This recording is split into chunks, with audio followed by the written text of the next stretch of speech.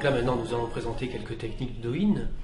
Le do-in est une technique qui fonctionne à l'identique du shiatsu, c'est-à-dire par pression des doigts sur certaines zones, points ou méridiens qui sont connus à travers l'acupuncture, mais une technique que l'on applique sur soi-même, c'est-à-dire qu'on n'applique pas sur quelqu'un d'autre. C'est une technique qui est relativement simple et qui a des effets qui sont détendants et qui procurent du bien-être à la personne, voire de l'équilibre énergétique. Cette technique, elle se pratique par de simples pressions des doigts, là aussi, et comme nous l'avons vu tout à l'heure, par exemple, dans le travail crânien que nous avons vu en shiatsu, nous allons pouvoir appliquer ces techniques sur nous-mêmes. Et c'est ce que nous allons vous montrer maintenant. Donc on va commencer en plaçant les 2 pouces devant chaque oreille, majeur index au niveau du 3e œil, et en gardant le contact devant les oreilles, on va remonter donc le long de cette ligne médiane centrale, voilà, les doigts étant joints, jusqu'au sommet du crâne, voilà, on chasse un peu, on détend les mains, on revient se positionner là, et on fait cette ligne 3 fois, hein, c'est-à-dire que là aussi, tous les passages se feront 3 fois, on chasse bien à chaque fois. Ensuite, la 2e ligne qu'on va venir travailler, ça sera à nouveau en positionnant les 2 pouces devant les oreilles, et on va travailler cette fois-ci une ligne qui part, qui est écrite une sorte de V au niveau du crâne, comme ceci, en progression. Nous sommes en train de travailler sur un méridien qui est le méridien de la vésicule biliaire. Donc c'est une technique qui va beaucoup participer à la détente du crâne, à la détente de la tête, à l'amélioration des états de migraine, etc. Voilà. Bien entendu, comme pour le shiatsu, à chaque pression, on relâche la respiration et on expire. La respiration est toujours un accompagnement qui est un accompagnement important. Voilà. 3e ligne ensuite qu'on va venir travailler, c'est celle qui est au-dessus de la ligne des sourcils, qui va venir ici finir au-dessus de l'oreille. On peut rencontrer sur ces lignes-là des zones sensibles. Elles sont simplement la signature d'une tension sur des points d'acupuncture qui appartiennent aux méridiens concernés. Et donc lorsqu'il y a une tension, il ne faut pas avoir peur, on peut continuer à exercer une pression et à chasser à la fin de chaque passage. Après donc cette ligne qui passe sur le dessus des sourcils et vient finir au niveau de l'oreille, on va ensuite pouvoir faire un travail qui, toujours en plaçant majeur index sur le 3e œil, va permettre au pouce de venir masser de façon circulaire l'angle de chaque œil au niveau de l'arcade sourcilière. Là aussi une zone qui peut être très tensionnelle, très douloureuse chez les migraineux et qui fera un bien remarquable, qui permettra de bien chasser ces états de migraine. On fait ça une trentaine de secondes, puis on détend, et on fait cela là aussi 3 fois.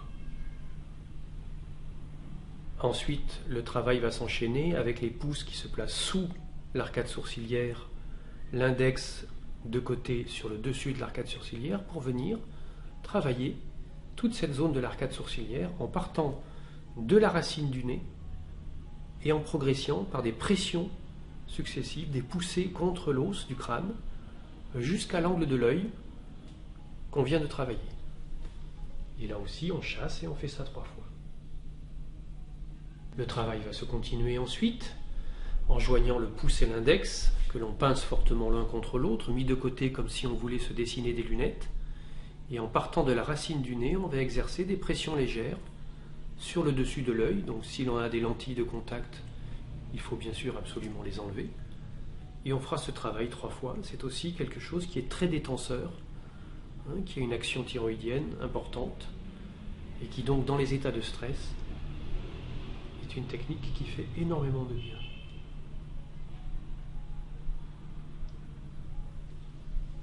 Le mouvement qui suit ensuite est un mouvement qui va venir travailler cette fois-ci sous l'œil. On a une progression qui descend le long du visage, où on va venir entourer les pommettes en partant de la racine du nez, en partant descendant vers la bouche, puis en remontant vers l'angle de l'œil, toujours par des pressions qui sont des pressions qui vont, ce ne sont pas des pincements de la peau, mais des poussées vers la structure osseuse du crâne.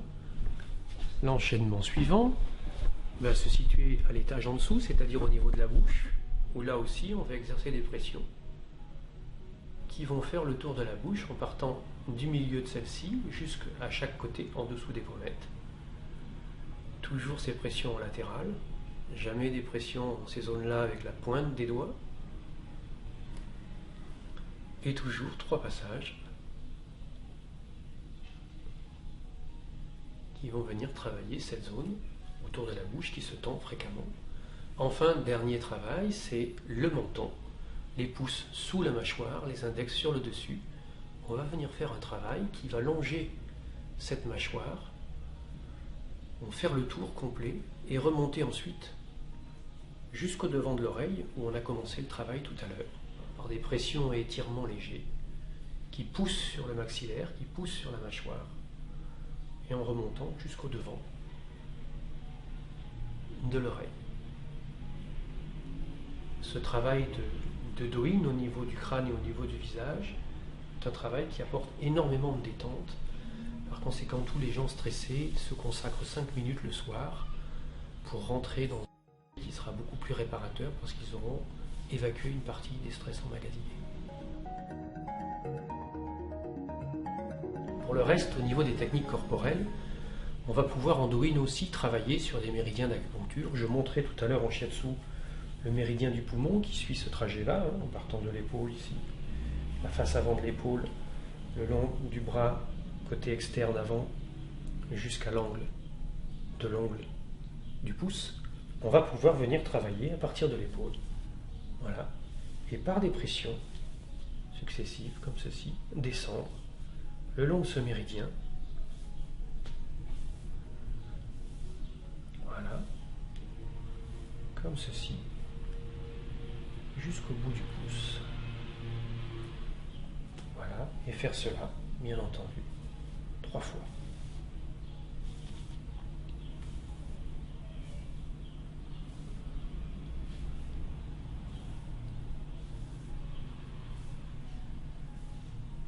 On pourra ainsi travailler la plupart des méridiens à travers les techniques de Do-in.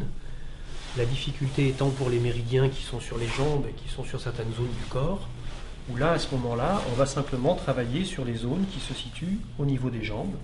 On va par exemple travailler ici sur la face interne médiane de la cuisse, trajet d'un méridien particulier qui est le méridien du foie. On va donc aller sur ce méridien du foie qui passe ici, qui vient sur le dessus de la malléole et finit à l'angle de l'ongle. Travailler cette face interne de la cuisse comme ceci. On peut exercer la dépression à ce moment-là avec les 2 pouces.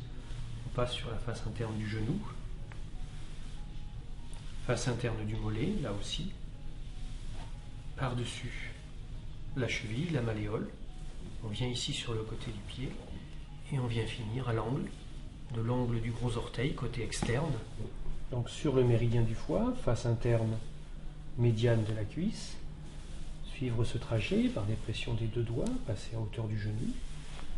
Puis ensuite descendre sur la face latérale médiane du mollet, arriver à hauteur de la cheville, passer par-dessus la malléole interne, au-dessus du coup de pied pour venir finir à l'angle du gros orteil, côté externe, c'est-à-dire du côté où il y a des doigts.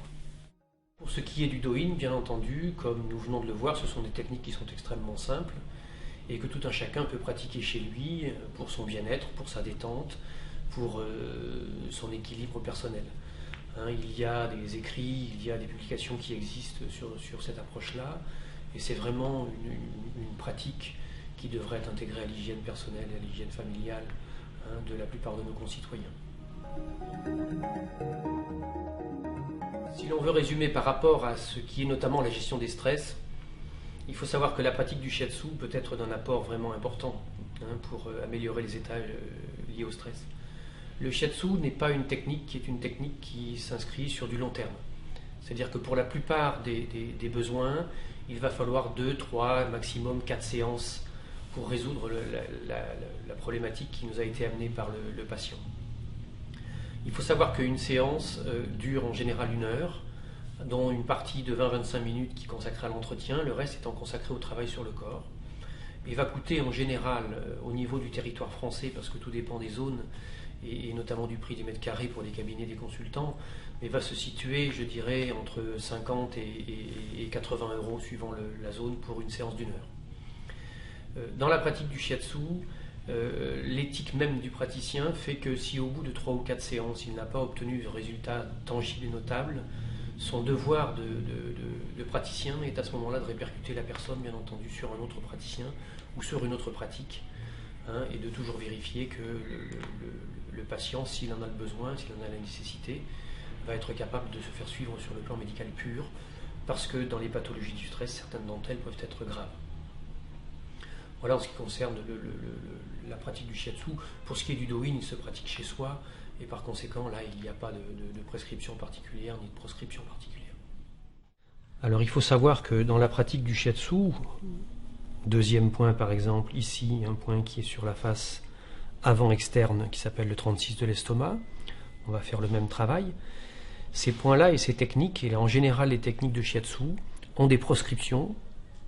Ils sont des proscriptions majeures, comme par exemple l'état de phlébite déclaré, hein, qui sera une proscription à tout travail, à la fois notamment sur les zones particulièrement des jambes, mais également pour tout ce qui va être le travail sur les techniques de détente, puisque la détente risque de débloquer un caillot et de poser un problème. Ensuite, il y aura comme proscription à la pratique du shiatsu, en général, sauf par des praticiens confirmés, tout état de cancer déclaré, bien entendu. Hein, c'est-à-dire que autant avec des techniques de shiatsu, on peut accompagner des cancers qui sont en phase calme, dans des phases de traitement, on peut permettre de mieux vivre tous les à côté de cette terrible maladie. Mais en revanche, à aucun moment on allait faire un travail de type thérapeutique ou de shiatsu, de redynamisation, parce que le cancer se nourrit de ces énergies-là. Et puis enfin, dernière proscription, qui n'est pas une proscription d'une pathologie, mais c'est l'état de la femme enceinte. L'équilibre de la femme enceinte est quelque chose qui est à la fois merveilleux et magique, et qui ne dépend pas de la pratique du shiatsu. Il n'y a que quelques techniques particulières qui sont adaptées pour la préparation à l'accouchement, mais qui ne doivent être faites qu'à nouveau par des praticiens professionnels confirmés.